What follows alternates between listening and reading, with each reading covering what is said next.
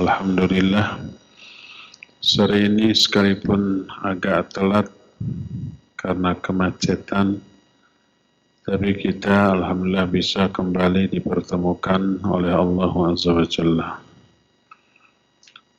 Jumat yang lalu kita sedang bahas Tauhid Al-Uluhiyah.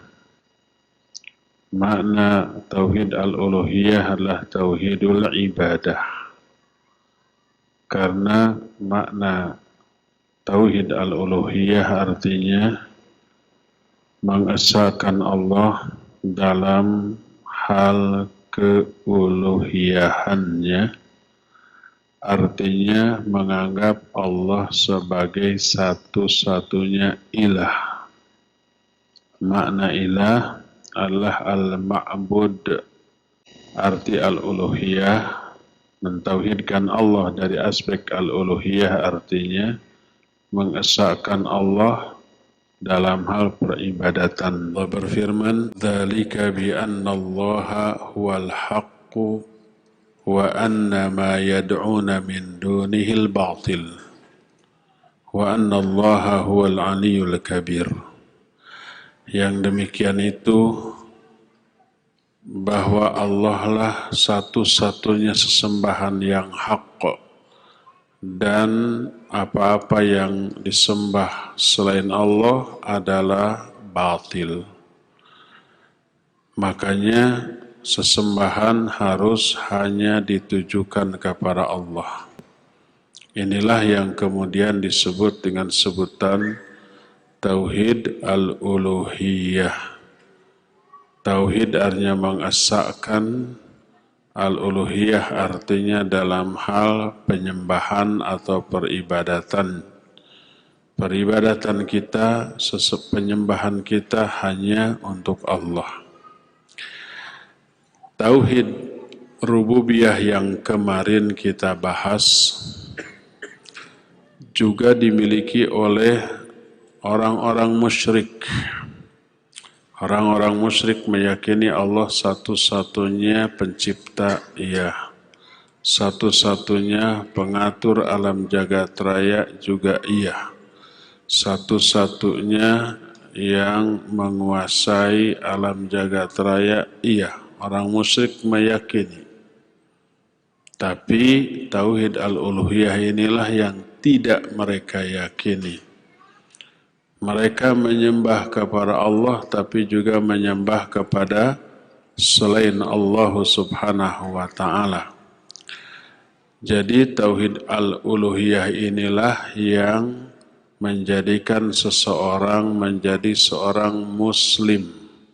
Setelah meyakini Allah satu-satunya pencipta, satu-satunya yang mengatur seluruh alam jagat raya, maka konsekuensinya adalah Allah pula lah satu-satunya yang berhak diibadati dan berhak disembah. Lahirlah Tauhid Al-Uluhiyah. Jadi Tauhid Al-Uluhiyah inilah yang menjadikan seseorang menjadi muslim. Seseorang yang meyakini Allah satu-satunya sesembahan, wajib dia ikrarkan secara lisan dengan mengatakan apa?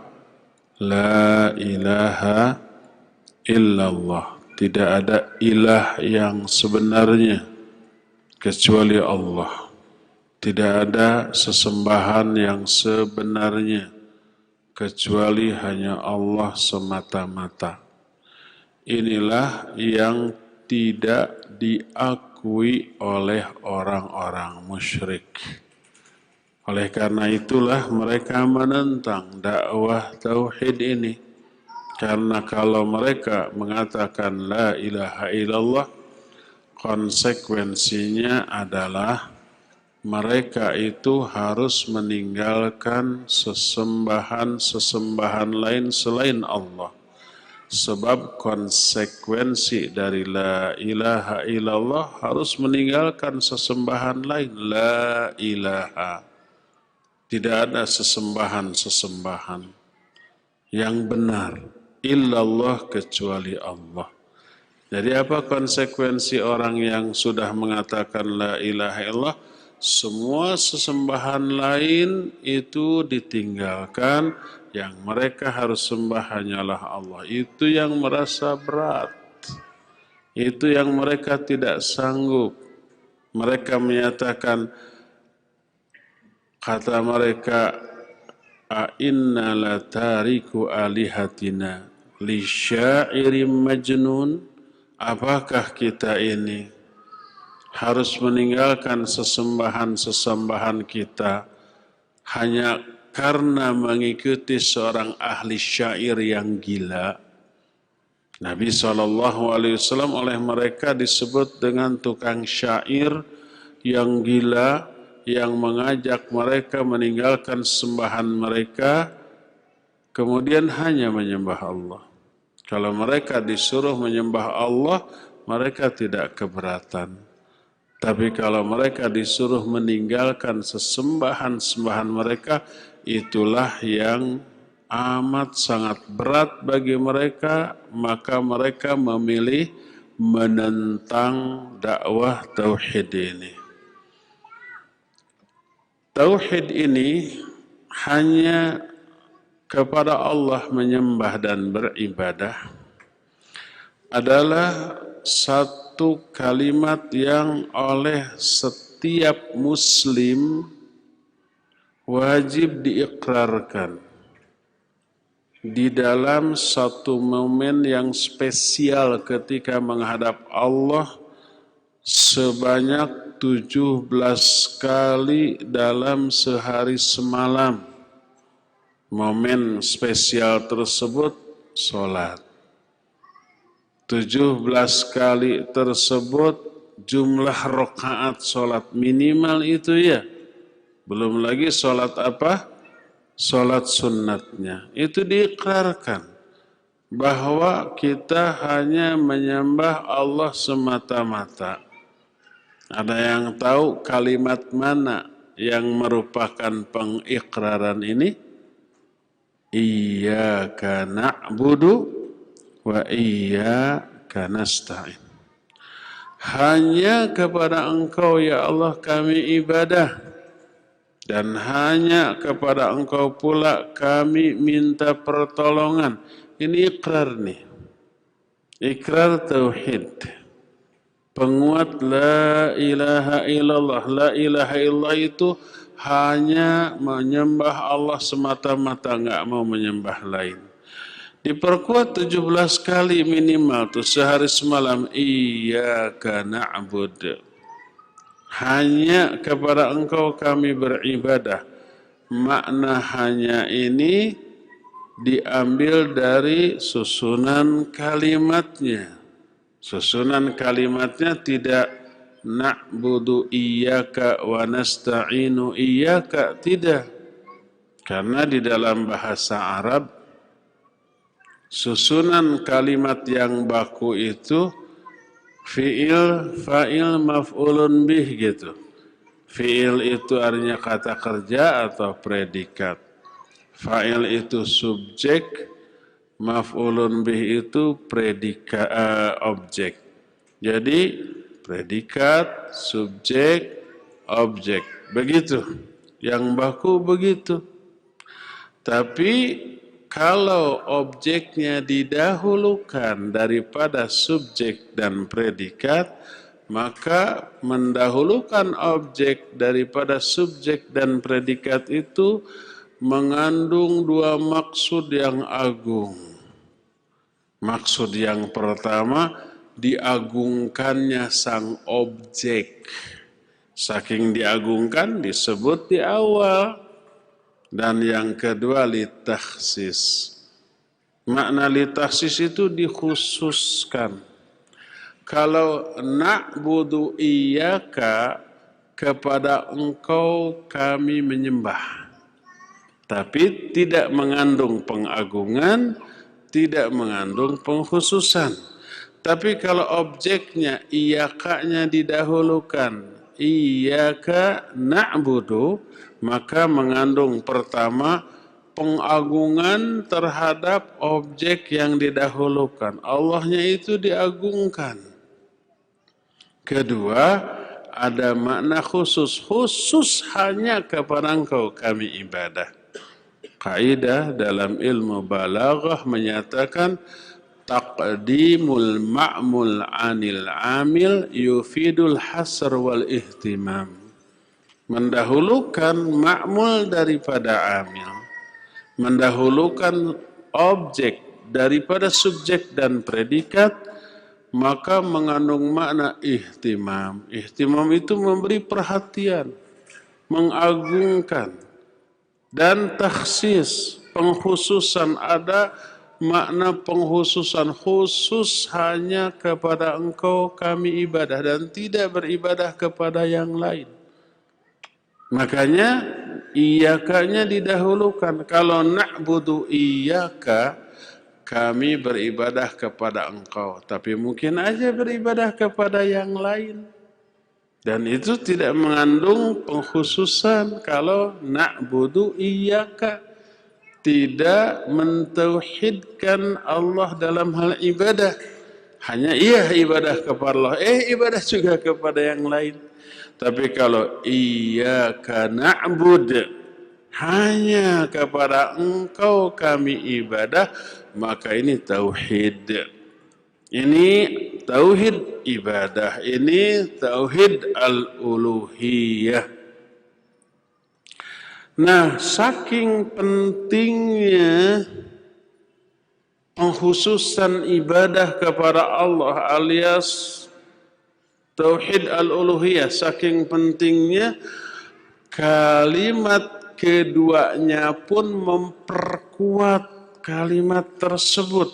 Setelah iyyaka na'bud wa iyyaka nasta'in. Hanya kepada Engkau kami ibadah dan hanya kepada Engkau pula kami minta pertolongan dalam melakukan ibadah tadi. Itu penjelasan Ibnu Abbas radhiyallahu anhu. Kata beliau, wa iyyaka nasta'inu fi ibadatika ya Rabbi. Dan hanya kepada Engkau pula kami minta pertolongan dalam beribadah kepada Engkau. Jadi ikrar, dua jenis ikrar ini dua-duanya bertumpu pada tauhid, pada pengibadatan hanya kepada Allah. Hanya kepada Engkau ya Allah kami ibadah dan hanya kepada Engkau pula kami minta pertolongan dalam melakukan ibadah tadi. Biar ibadahnya ini dilaksanakan semangat, sungguh-sungguh, benar, berkualitas. Tidak sekedar asal-asalan. Sebab betapa banyak orang yang sadar bahwa dirinya harus ibadah hanya kepada Allah. Tapi oleh Allah tidak ditolong dalam melakukan ibadah itu. Tidak ditolong maknanya tidak diberi hidayah untuk melakukan ibadah itu. Akhirnya tidak ibadah walaupun dia meyakini kewajiban ibadah. Ada nggak orang muslim dia meyakini wajibnya sholat, wajibnya saum Ramadan, wajibnya zakat, wajibnya haji, tapi mereka tidak melakukan semua itu? Ada nggak? Banyak. Mereka sadar dirinya harus ibadah. Mereka meyakini dosa kalau nggak ibadah, tapi mereka tidak. Karena apa? Tidak ditolong oleh Allah. Dalam bentuk tidak diberi hidayah oleh Allah. Tidak diberi taufik oleh Allah Azza wa Jalla. Itu pertama. Kedua, betapa banyak orang yang yakin dirinya beribadah, harus beribadah, lalu mereka benar ibadah, tapi ibadahnya asal-asalan, ala kadarnya, seadanya, tidak sungguh-sungguh, asal melaksanakan saja. Mau diterima, mau tidak, nggak peduli, sebodoh amat, yang penting saya sudah mengerjakan. Tidak dilihat dari aspek niat-niatnya benar nggak karena Allah Azza wa Jalla. Tidak diperhatikan aspek mutabaah atau tata cara pelaksanaan ibadah itu sesuai nggak dengan petunjuk Nabi, contoh dari Nabi SAW, nggak peduli. Tidak dilihat dari aspek kekhusyuan, kalau ibadah itu membutuhkan kekhusyuan. Asal ibadah seperti sholat, berdoa, berzikir, baca Al-Quran, asal baca, ngerti enggaknya enggak masalah. Sholat asal sholat, dihayati atau tidaknya tidak dipedulikan. Dia enggak peduli dengan semua itu. Dia ditolong, dibantu, diberi hidayah oleh Allah untuk melaksanakan ibadah itu, tapi tidak dibantu dari aspek kualitas dari ibadah itu. Banyak orang yang ibadah asal-asalan. Nah, maka salah satu kiat agar ibadah kita berkualitas adalah coba mohon pertolongan kepada Allah. Minta tolong agar Allah itu membantu kita, mensupport, memberikan semangat yang besar untuk melakukan ibadah yang berkualitas. Makanya Nabi SAW pernah berkata kepada sahabat yang dicintainya, namanya siapa? Mu'adz bin Jabal radhiyallahu an, ya Mu'adz, wallahi inni la uhibbuk fala tada'anna fi duburi kulli salah an taqul Allahumma a'inni ala dzikrika wa syukrika wa husni ibadatik.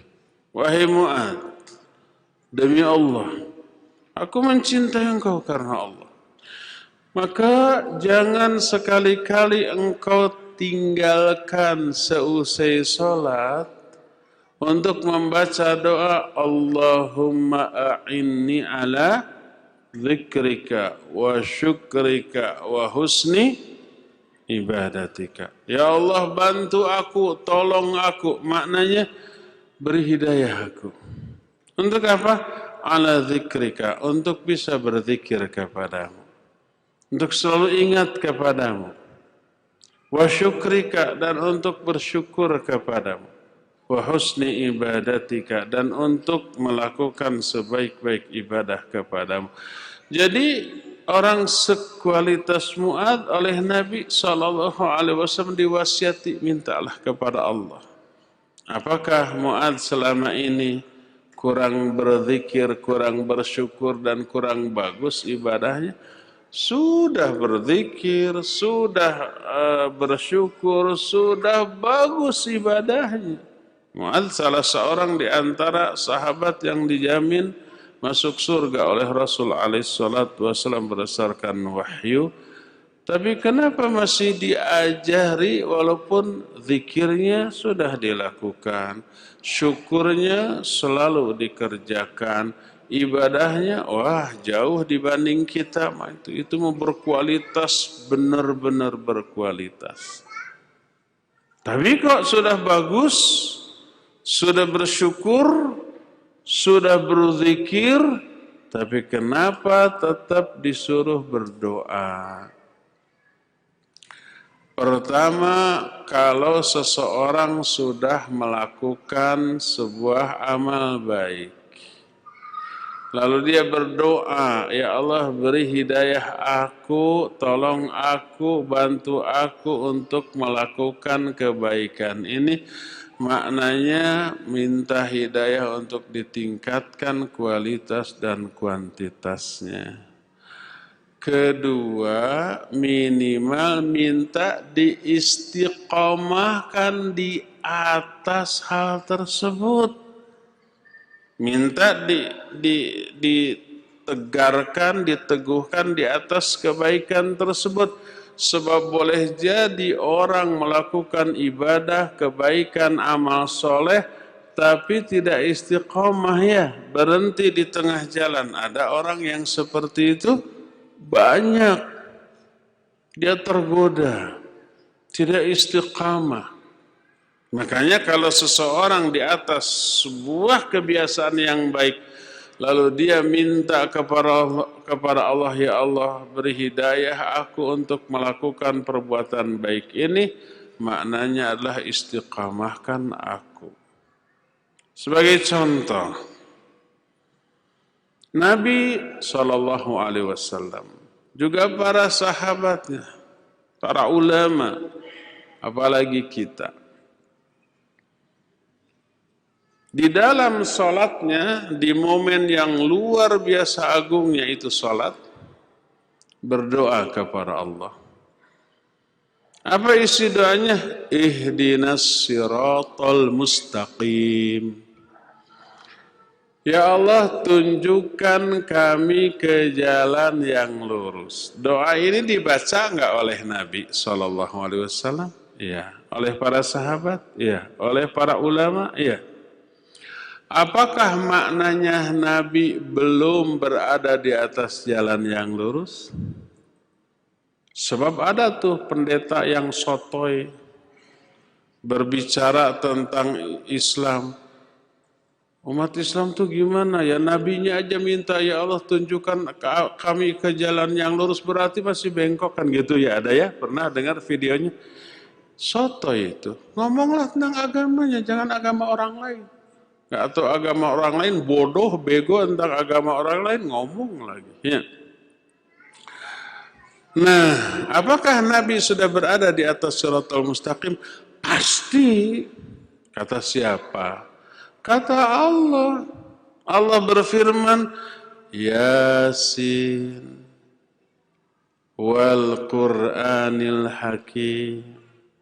Terus ayat ketiganya apa? Innaka laminal mursalin ala siratim mustaqim. Tuh. Innaka sesungguhnya engkau hai Muhammad. Laminal mursalin. Innaka laminal mursalin. Engkau itu benar-benar salah seorang di antara para rasul. Ala siratim mustaqim. Yang sudah berada di atas jalan yang lurus. Jadi bahwa Nabi sudah berada di atas Shiratal Mustaqim, itu kata Allah. Allah yang bisa menilai gitu ya. Pasti Nabi SAW sudah berada di atas Shiratal Mustaqim. Nah, apakah beliau membaca Ihdinas Shiratal Mustaqim? Iya. Sekarang lihat para sahabatnya. Para sahabatnya sudah berada di atas Shiratal Mustaqim apa belum? Pasti sudah. Kata siapa? Kata Allah dalam Al-Quran. Allah menyatakan, وَمَنْ يُطِعِ اللَّهَ وَرَسُولَهُ أُولَئِكَ مَعَ الَّذِينَ أَنْعَمَ اللَّهُ عَلَيْهِمْ مِنَ النَّبِيِّينَ وَالصِّدِّقِينَ وَالشُّهَدَاءِ وَالصَّالِحِينَ. Di dalam Al-Fatihah, Shiratal Mustaqim itu adalah Shiratal ladzina an'amta alaihim. Jalan yang ditempuh oleh orang-orang yang sudah memperoleh nikmat ya. Siapa orang yang sudah memperoleh nikmat itu? Para siddiqin, para syuhada, para solihin, dan para rasul, para nabi. Allah menyatakan, wa may yuti'illaha wa rasulah. Siapa orang yang taat kepada Allah dan Rasulnya, faulaika ma'al ladzina an'amallahu alaihim. Mereka akan bersama-sama dengan orang-orang yang telah diberi limpahan nikmat oleh Allah. Berarti yang telah diberi limpahan nikmat itu orang yang sudah ada di atas Shiratal Mustaqim. Minan nabiyyina was-siddiqina wasyuhada'i was-sholihin. Baik dari kalangan para nabi, para siddiqin, para syuhada, dan para solihin. Dan tidak diragukan lagi, para sahabat adalah para siddiqin, para syuhada, para solihin. Tapi Nabi mengatakan ihdinas siratal mustaqim. Para sahabat menyatakan ihdinas siratal mustaqim. Padahal mereka sudah berada di atas siratal mustaqim. Jadi kalau seseorang berdoa, ya Allah tunjukkanlah kami ke jalan yang lurus, bukan berarti mereka masih sesat. Mereka sudah berada di jalan yang lurus. Tapi apa maknanya? maknanya adalah salah satu maknanya adalah istiqomahkan kami di atas jalan yang lurus itu. Jangan sampai sudah berada di atas jalan yang lurus, belok ke kiri atau ke kanan, akhirnya menyimpang. Jangan sampai seperti itu. Sebab banyak orang yang seperti itu. Itu maknanya. Contoh, Imam Ibnu Katsir memberi contoh. Dalam Al-Quran Allah menyatakan, Ya ayyuhalladzina amanu, aminu billahi wa rasulih. Hai orang-orang yang beriman, berimanlah kamu kepada Allah dan Rasulnya. Coba bayangkan. Hei orang-orang yang beriman, yang diseru siapa? Orang-orang yang sudah beriman. Apa isi perintah Allah kepada orang yang beriman? Beriman. Ya ayyuhalladzina amanu aminu billahi wa rasulih. Hai orang-orang yang beriman, berimanlah kamu kepada Allah dan Rasulnya. Kan mereka sudah beriman ya. Kenapa disuruh beriman lagi? Kan sudah. Maknanya adalah istiqomahlah kalian dalam keimanan kalian selama ini. Jangan surut ke belakang, jangan belok ke kiri dan ke kanan, jangan menyimpang dari keimanan yang selama ini sudah kalian jalani. Itu maknanya dalam bahasa Arab dan penjelasan para ulama. Dan ini merupakan penjelasan yang logis, realistis, rasional. Contoh, kita bekerja. Apa yang kita cari dengan bekerja? Uang kan? Kekayaan kan? Apakah kalau orang bekerja menunjukkan dia tidak punya uang? Kalau orang mencari uang, apakah menunjukkan dia tidak punya uang? Apa jawabnya? Enggak. Dia sudah punya uang. Kalau memang sudah punya uang, ngapain cari uang lagi? Jawab kita gimana? Pertama ingin menambah jumlah uang dari uang yang sudah kita miliki, itu ya. Kedua, minimal mempertahankan jumlah uang itu, minimal tetap. Jangan sampai berkurang sedikit demi sedikit, lama-lama apa? Habis kemudian jatuh miskin. Ada enggak orang yang menyatakan, itu para direktur tuh, kerja keras, banting tulang, peras kelingat, dug hulu pet nyawa, hulu dijen suku, suku dijen hulu. Tisuk jedur nepikeun ka sore jeder bekerja mencari uang. Betapa miskinnya mereka. Ada yang ngomong begitu? Enggak, direktur itu kaya raya. Uangnya banyak. Kenapa mereka masih cari uang? Ingin menambah kekayaan yang ada. Jumlah uang yang ingin ditambah. Minimal enggak habis kemakan sehari-hari. Minimal tambah. Maka kalau ada orang yang menyatakan para direktur yang bekerja mencari uang itu orang yang enggak puang, itu orang bego ya. Itu orang bodoh. Jadi kalau Nabi Muhammad SAW, para sahabat, para ulama yang sudah berada di atas siratal mustaqim, lalu berdoa ihdinas siratal mustaqim. Maknanya bukan berarti mereka masih sesat, bukan. Mereka sudah berada di atas siratal mustaqim, tapi ada dua makna. Pertama, tambah kualitasnya. Keberadaan mereka di atas siratal mustaqim selama ini sudah bagus, perbagus lagi. Beri hidayah kepada kami untuk memperbagus ibadah kami, amal baik kami, amal soleh kami, itu pertama. Kedua, minimal istiqomahkan kami di atas siratal mustaqim yang selama ini sudah kami jalani.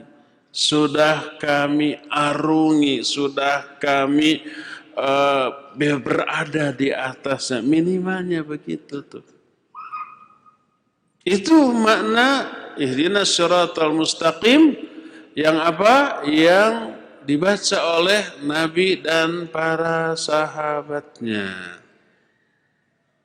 Oleh karena itulah maka makna makna iyyaka na'budu wa iyyaka nasta'in. Hanya kepada Engkau ya Allah kami ibadah. Ini ikrar pertama nih.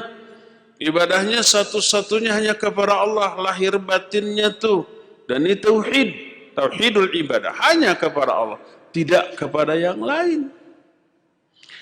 Baik aspek lahiriah, rukunya, sujudnya, hanya kepada Allah, maupun aspek batiniahnya berupa niatnya. Niatnya juga untuk Allah, enggak dibelokkan sedikit saja untuk yang lain-lain, enggak.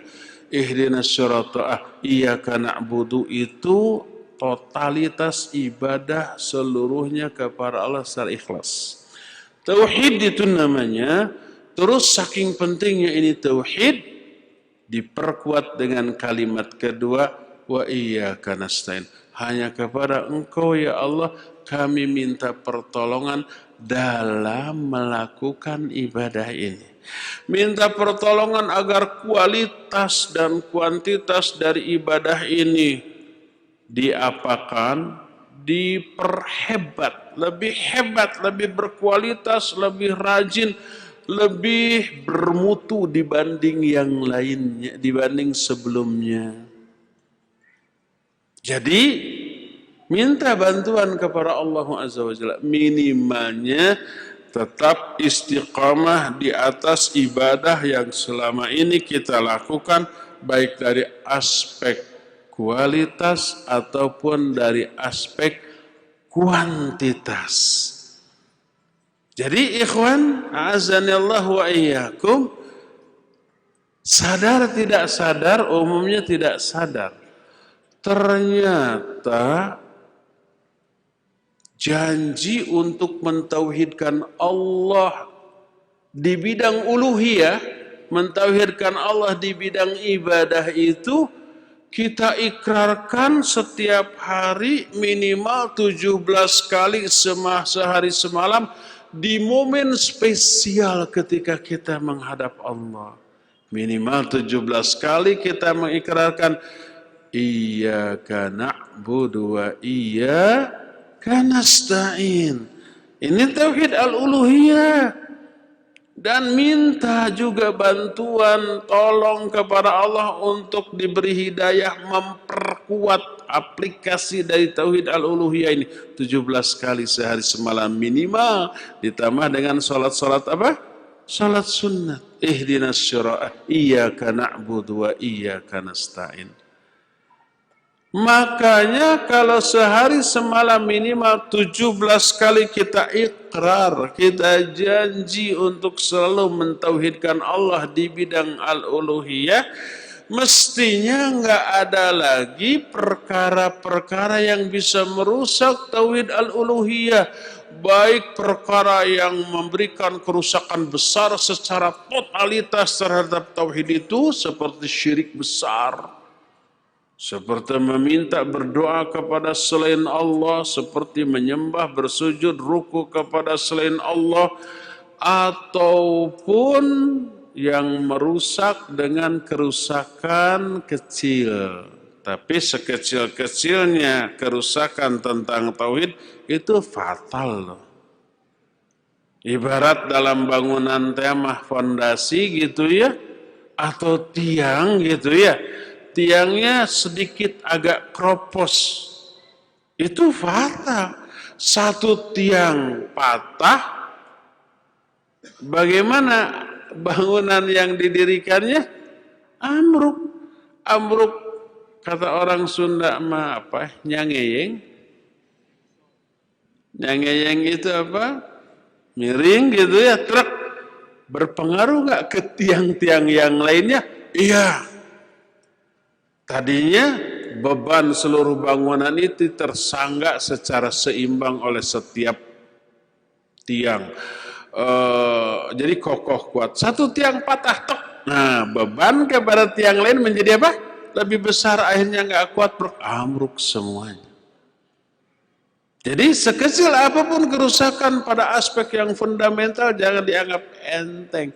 Tauhid yang rusak walaupun dengan syirik kecil seperti riya, seperti sum'ah, seperti ujub, seperti takabur dan yang sejenisnya itu merusak tauhid al-uluhiyah dan itu pengingkaran terhadap ikrar yang 17 kali sehari semalam kita ungkapkan minimal dalam sholat-sholat fardu kita. Apalagi ditambah dengan sholat sunnatnya. Makanya seusai sholat, tingkah laku, perilaku, amaliyah kita, ucapan kita, jangan sampai merusak ikrar kita. Iyyaka na'budu, hanya kepada Engkau kami beribadah. Tidak hanya aspek fisik, niatnya juga ibadah itu kepada Engkau. Ternyata dalam aplikasinya ada tujuan-tujuan duniawi, ada tendensi-tendensi pribadi, ada obsesi-obsesi yang bisa merusak tauhid al-uluhiyah tadi. Akhirnya apa? Rusaklah amal ibadah kita. Allah berfirman dalam salah satu hadis qudsi diriwayatkan oleh Imam Muslim, ana aghna syuraka'i 'ani syirki faman 'amila 'amalan asyraka fihi ma'i ghairi taraktuhu wa syirkahu. Aku ini zat yang paling tidak membutuhkan sekutu, tidak membutuhkan saingan. Zat yang paling tidak ingin diduakan. Maka siapa orang yang mengamalkan satu amalan, dia menduakan amalan di dalam amalan tersebut, menduakan aku, asyraka fihi ma'i ghairi, dia menyekutukan aku dalam amalannya itu dengan yang lainnya, niatnya dibagi dua, separuh untuk Allah, separuh untuk selain Allah.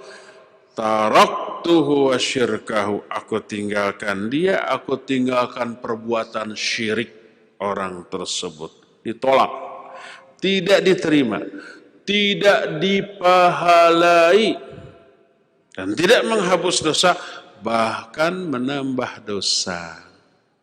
Karena riya ketika beribadah adalah maksiat. Riya ketika melakukan amal soleh adalah sebuah dosa yang diancam dengan ancaman azab yang amat sangat pedih dari Allah Subhanahu wa ta'ala. Jadi ternyata ikhwah, tauhid al-uluhiyah ini kita ikrarkan setiap hari dalam sholat. Minimal 17 kali sehari semalam dan bisa lebih dan mesti lebih gitu ya. Jangan sampai ini kita rusak dengan amal dan ucapan di luar sholat kita. Iyyaka na'budu wa iyyaka nasta'in. Ikhwan mohon maaf ya, sangat ringkas sore hari ini dan waktu yang kita miliki tidak begitu banyak. Cukup sampai di sini saja dan kita masih punya sisa waktu beberapa saat untuk tanya jawab. Kepada Fawas di Cilengsi dipersilakan untuk memandu tanya jawab dengan pendengar dan pemirsa. Wassallallahu ala nabiyina Muhammadin wa ala alihi wa sahbihi wasallam. Silakan Fawas. Baik, terima kasih untuk Al-Ustaz. Jazakumullahu khairan. Materi bahasan yang telah disampaikan sangat bermanfaat untuk kita semua. Dan di Ikhwatal Islam, pendengar dan pemirsa Roja, kita masuki sesi interaktif, sesi tanya jawab. Silakan Anda yang akan bertanya bisa hubungi kami untuk telepon. Kami berikan kesempatan dari penelpon terlebih dahulu. Silakan 021 823 6543. Halo, Assalamualaikum warahmatullahi wabarakatuh. Waalaikumsalam warahmatullahi wabarakatuh. Silakan pertanyaannya, Ibu. Ya, ya Ustadz, bagaimanakah kita memahami seseorang yang beribadah dengan amalan orang yang bermaksiat dan akan masuk neraka, tetapi di ujung kehidupannya dia beramalan dengan amalan penduduk surga, lantas dia masuk surga. Bagaimanakah cara pemahamannya ini, Ustaz? Terima kasih. Iya. Assalamualaikum warahmatullahi wabarakatuh. Nah, Waalaikumsalam warahmatullahi wabarakatuh. Terima kasih Ibu. Silahkan Ustaz. Pertemuan yang lalu ada pertanyaan yang sebaliknya. Bagaimana memahami hadis? Ada orang yang beribadah terus-menerus, tapi di akhir hayatnya berhenti ibadahnya dan belot karena ibadahnya ditolak oleh Allah. Mungkin karena niat yang keliru atau mungkin karena tidak mutaba'ah dalam melakukan ibadahnya tersebut, dan akibatnya Allah bongkar kekeliruan ibadah orang itu. Lalu berhenti ibadahnya, belot kepada dosa dan maksiat, mati dalam keadaan dosa dan maksiat, mati dalam keadaan su'ul khatimah wal'iyadzubillah, ya. Itu pertanyaan yang lalu. Nah, sekarang sebaliknya. Ada orang yang ahli maksiat, dosa terus, ya. Dia musyrik, dia kafir, dia melakukan berbagai macam doa dan maksiat. Ternyata menjelang kematiannya dia dapat hidayah. Kemudian dia, kalau tadinya musyrik atau kafir, dia masuk Islam. Kemudian dia beribadah, bertauhid, beriman, melakukan amal soleh dan kebaikan, dan mati dalam keadaan demikian. Mati dalam keadaan apa? Husnul khatimah. Ya, kenapa itu bisa terjadi? Ya, barakallahu fiik. Ini pertanyaan yang bagus. Yang semoga Allah mewafatkan kita semua dalam keadaan husnul khatimah. Kalau ada kasus seperti itu, dan banyak kasus seperti itu, maka al-jaza min jinsil amal. Balasan itu akan disesuaikan dengan jenis perbuatan. Mungkin orang yang tadinya durhaka atau malah kafir, ya, kafir, durhaka, atau orang muslim yang ahli dosa, ahli maksiat, ya, mungkin selama rentang waktu tersebut dia melakukan kebaikan. Mungkin saja kebaikan itu karena dorongan jiwa kemanusiaannya, jiwa sosialnya, dia membantu orang, dia mengangkat kesulitan orang lain. Lalu orang lain yang ditolongnya, yang dibantu, yang kesulitannya diangkat oleh orang itu berdoa, ya Allah, orang ini baik, beri balasan ya Allah. Selamatkan dia dunia akhirat ya Allah. Menjerit dia, orang yang fakir, orang miskin, orang kesulitan ditolong. Dia nggak bisa balas pertolongan itu kecuali dengan doa. Doanya itu menggedor langit. Doanya bisa membuka pintu-pintu langit, didengar oleh Allah Azza wa Jalla. Hati-hati kita bersikap kepada orang lemah. Lemah sosialnya, ekonominya, kuat ceritanya kepada Allah. Ceritanya sampai kepada Allah Azza wa Jalla. Jangan zalim kepada orang yang lemah. Jangan mengabaikan jeritan penderitaan orang-orang fakir dan orang-orang miskin. Bantu mereka, tolong mereka, bahagiakan mereka, angkat kesulitan mereka. Jeritan itu menggedor pintu langit loh. Ya. Nah, mungkin saja salah satunya itu, lalu mendoakan, lalu turun hidayah dari Allah Azza wa Jalla. Yang jelas setiap kebaikan Allah akan balas dengan kebaikan. Hal jazaul ihsan illal ihsan. Tidak ada balasan untuk kebaikan kecuali kebaikan pula. Jadi kalau seorang melakukan kebaikan secara tulus gitu ya, Allah balas. Kalau dia orang kafir mungkin diberi hidayah untuk masuk Islam. Kalau dia orang musyrik mungkin Allah beri hidayah untuk bertauhid. Kalau dia ahli maksiat Allah beri hidayah dengan menjadi orang yang taat. Ya, dipertemukan dengan orang yang bisa meluluhkan hatinya, melembutkan hatinya, lalu dia bertobat dari dosa-dosa dan maksiat yang dilakukannya, menyerap, kemudian menjadi orang baik dan mati dalam keadaan seperti itu. Yang jelas, kalau ada kebaikan yang dilakukan oleh seseorang, siapapun orang itu, Allah balas. Termasuk orang itu orang kafir, melakukan kebaikan. Allah nggak akan menyia-nyiakan kebaikan siapapun dari hambanya. Walaupun sekecil debu. Allah balas di dunia. Kadang-kadang kalau orang kafir dibalasnya dengan harta, dengan pangkat, dengan jabatan, dengan popularitas, dengan kekuasaan. Kadang-kadang dengan hidayah. Mana yang lebih mahal? Tentu saja hidayah jauh lebih mahal ya. Nah, mungkin kebaikan-kebaikan itu yang membuat Allah menurunkan hidayah kepada dia. Karena itulah kemudian dia berhenti dari dosanya, dari kemaksiatannya, lalu dia berganti haluan menjadi orang beriman, orang bertakwa, orang beramal soleh, mati dalam keadaan demikian. Tobatnya, kebaikannya menghapus seluruh dosa masa lalu. Dosanya bersih karena sudah tobat, ya. Yang kemudian yang tersisa hanyalah kebaikan dan ibadah, dan mati dalam keadaan demikian sudah pas ditimbang tuh amalnya lebih berat kepada amal baik. Dia mati dalam keadaan husnul khatimah, ya. Semoga Allah Azza wa Jalla mewafatkan kita dalam keadaan husnul khatimah. Allahumma rizukna husnul khatimah waj'alna birahmatika min ahlil jannah. Ya Allah, rizkikan kami wafat dalam keadaan husnul khatimah dan jadikan kami dengan rahmatmu sebagai calon-calon penghuni surga. Allahu a'lam. Terakhir Fawas ya, silakan.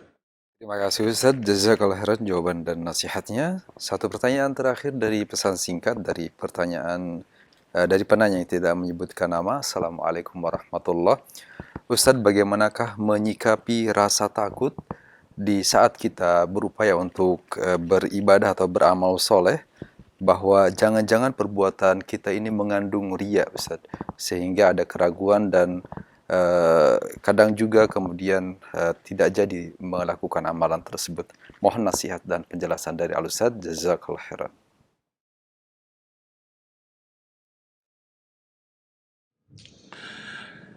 Iya, barakallahu fiik. Kadang ketika kita ibadah, di awal ibadah kita ikhlas. Tapi di tengah-tengah ibadah muncul kekhawatiran untuk riya. Tanpa ada penyebab, ujug-ujug ya, tiba-tiba muncul, jangan-jangan riya, jangan-jangan riya. Bagaimana sikap kita? Dan fenomena apakah itu? Itulah waswas syaitan. Waswas itu kata Imam Al-Qurtubi, bisikan setan yang isi bisikannya langsung muncul di hati, langsung muncul di pikiran tanpa terdengar suara apapun di telinga. Telinga kita tidak mendengar apapun. Tiba-tiba isi bisikan itu muncul dalam hati kita untuk mengganggu konsentrasi kita dalam ibadah. Termasuk dalam sholat, termasuk ketika akan infak dan sedekah. Qamuria. Termasuk ketika di perjalanan dari rumah ke sini mau ngaji, dimunculkan niat-niat lain di dalam hati kita oleh setan. Jangan-jangan kamu mah kangen ke si anu ya. Seperti itu. Itu adalah waswas setan. Sampai di sana kita tidak berdosa dan tidak berpahala. Kita dinilai berpahala atau berdosa itu dilihat dari bagaimana cara kita mengantisipasi bisikan itu. Kalau ternyata kita mengikuti apa yang dibisikkan, ya, Jangan-jangan kamu ria, jangan-jangan kamu ria. Kalau ria itu dosa gede loh. Lebih baik batal, nggak jadi, gitu ya. Karena kita sudah menjelaskan ria itu dosa besar. Walaupun disebut syirik apa? Syirik kecil. Jangan tertipu dengan istilah kecil dalam hal syirik. Sekecil-kecil syirik dosanya apa? Besar. Nah, kamu ria daripada, ini kan amalan sunnah, daripada ria dosa, mending nggak jadi deh. Nah kan gitu ya. Akhirnya iya deh nggak jadi. Itu kalah oleh setan ya. Berkata Al-Fudail bin Iyad rahimahullahu ta'ala, kata beliau, tarkul amali lillah riya wal amalu lillah tarkul amali linnas riya wal amalu linnas syirkun. Meninggalkan amalan karena manusia itu riya. Beramal karena manusia itu syirik. Loh, kalau meninggalkan amal karena orang itu riya, beramal karena orang itu syirik. Gimana tuh harusnya? Berkata Al-Fudail bin Iyad, wal ikhlas ya ayyu'afiyanallahu minhuma. Sedangkan ikhlas adalah semoga Allah menyelamatkan kita dari kedua-duanya. Apa maknanya? Coba lihat, tadi orang itu meninggalkan amalan karena manusia, beramal karena manusia. Semuanya motivasi niatnya karena orang. Jangan diniatkan karena orang, tapi karena Allah. Sebodoh amat orang mau memuji kita, mau mencela kita atas amalan yang kita lakukan. Sebodoh amat orang itu mau memberikan like ataukah begini. Enggak ada masalah, peduli amat. Orang mau berkomentar A, B, C, saya enggak peduli. EGP. Apa EGP? Emang gue pikirin. Semua yang saya lakukan lillah.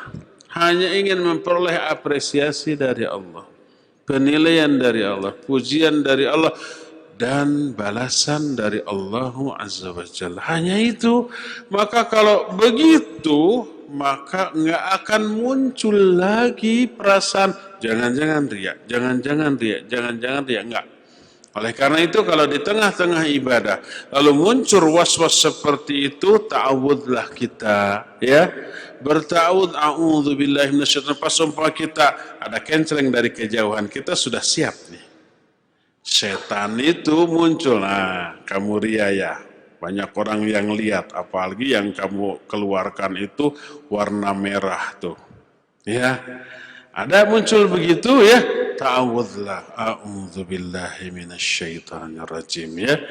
Itu godaan dari syaitan. Sudah lillah, orang mau memuji, mau mencela atas infak yang kita lakukan sebodoh amat, ini untuk Allah Azza wa Jalla ya.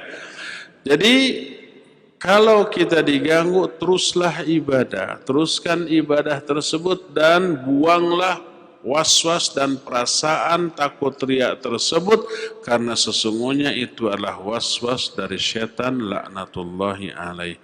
Semoga Allah membentengi kita dari godaan syaitan dan menyelamatkan kita dari tipu daya mereka semua ya. Ya cukup sampai di sini, insyaallah kita jumpa kembali hari Jumat yang akan datang. Subhanakallahumma bihamdik asyhadu an la ilaha illa anta astaghfiruka wa atubu ilaik. Walhamdulillahi rabbil alamin. Wassalamualaikum warahmatullahi wabarakatuh.